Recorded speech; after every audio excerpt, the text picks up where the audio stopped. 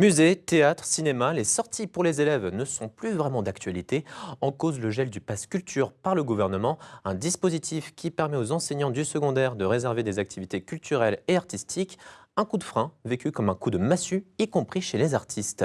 Lucie Cailleret et Clémence Rousseau.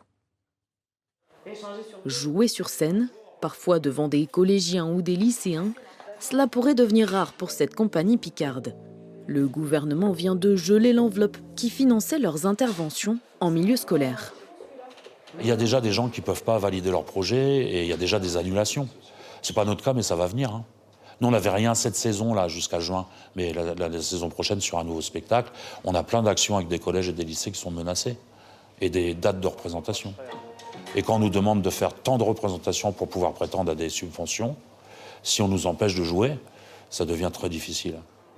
Une mesure qui pourrait aussi avoir des conséquences sur des structures, comme la Comédie de Picardie. Ça, c'est la représentation scolaire des femmes savantes à 14h30.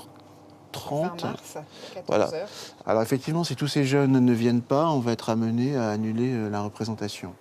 Dans cette salle de 400 places, l'absence des élèves entraînerait un manque à gagner conséquent.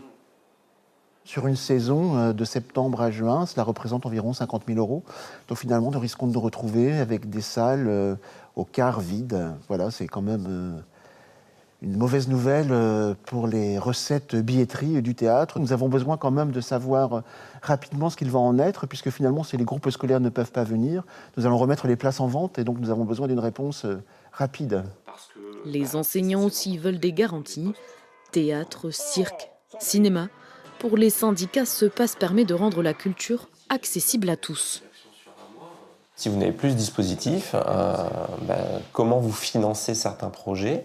Il faut savoir que normalement, l'école publique, on ne fait pas participer, enfin en tout cas, on essaie de faire participer le moins possible les familles, puisque sinon on crée des inégalités. C'est vraiment pas le but de l'école publique. De son côté, Elisabeth Borne, ministre de l'Éducation, indique que tous les projets culturels, ceux qui ont d'ores et déjà été engagés, seront financés.